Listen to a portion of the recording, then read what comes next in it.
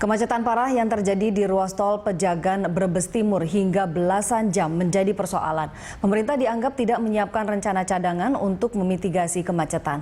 Selain itu, buruknya rekayasa lalu lintas juga dipandang sebagai salah satu penyebab kemacetan parah.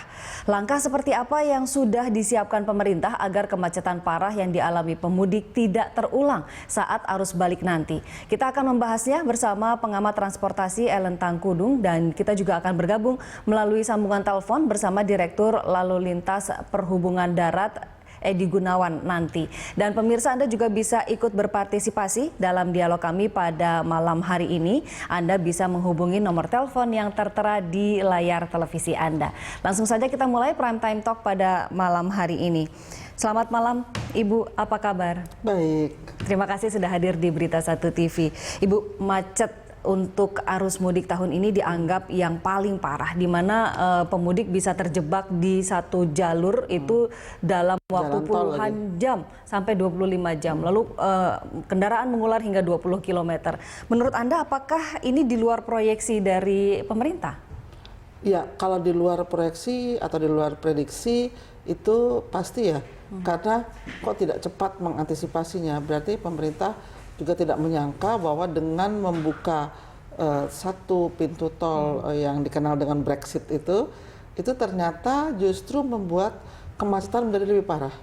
Nah, artinya pemerintah itu dalam hal ini pengelola jalan tol, kemudian badan pengelola jalan tol juga tidak memperhitungkan dengan baik apa yang akan terjadi gitu. Karena sebenarnya kan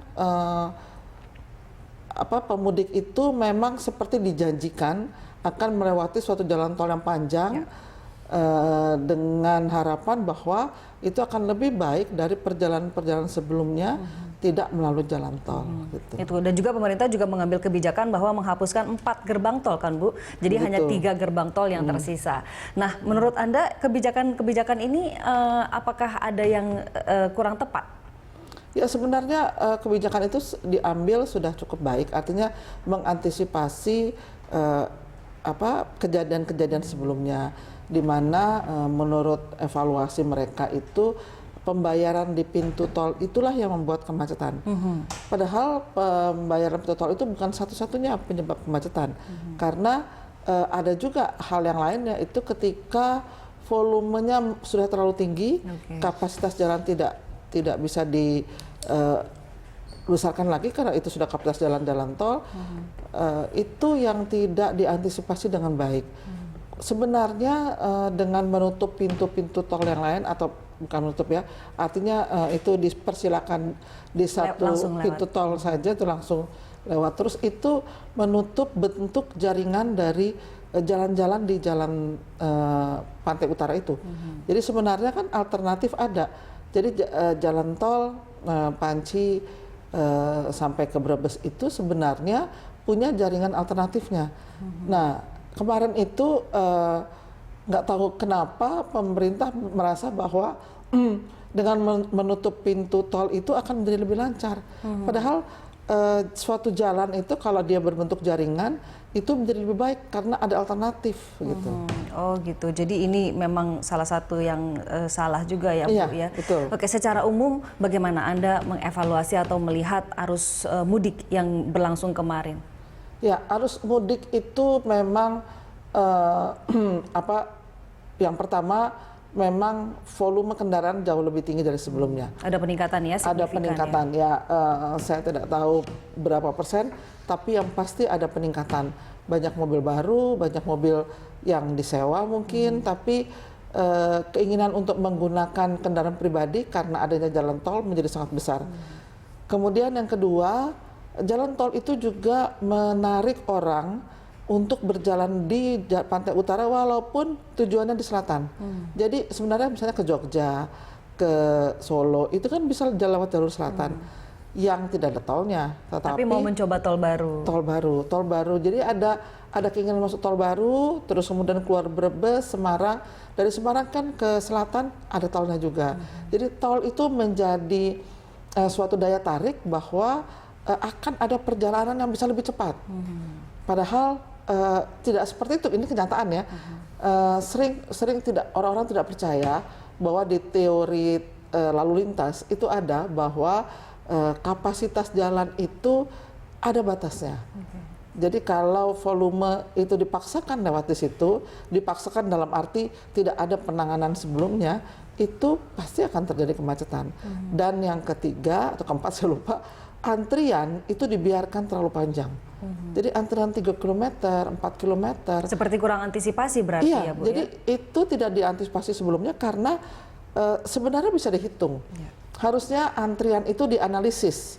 Saya melihat banyak media juga melakukan pakai drone. Kalau media nggak salah karena mereka hanya menginformasi.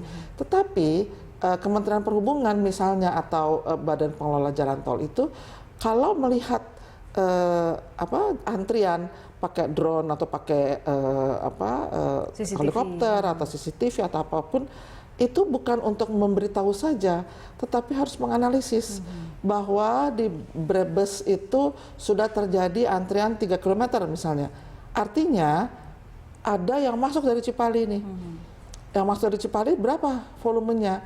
Volume artinya jumlah kendaraan yang lewat dalam satuan waktu tertentu. Nah, itu bisa sangat dihitung. Platun atau arus kendaraan itu akan tiba di Brexit jam berapa? Ya. Itu kan seperti air aja. Dan sebenarnya ya itu kembali lagi itu bisa dianalisis. Tapi saya melihat yang terjadi sering tidak dianalisis. Jadi drone yang dipakai itu hanya dibuat di foto bagus gitu ya. Ada cuma dilaporkan. Jadi Kementerian Perhubungan seperti media gitu. Sama hanya melaporkan. Padahal tidak ada tindakan yang diambil untuk menyelesaikan itu. Tidak ada analisis. Kemudian kalau itu dianalisis, jadi tidak sampai Brebes dikeluarkan di pintu tol sebelumnya. Memang mungkin buat pemudik itu loh kok saya harus keluar di sini gitu ya. Tetapi kalau itu diinformasikan dengan baik bahwa macet loh di sana, itu tentu lebih baik. Tentu saja Pantura juga harus disiapkan. Ya.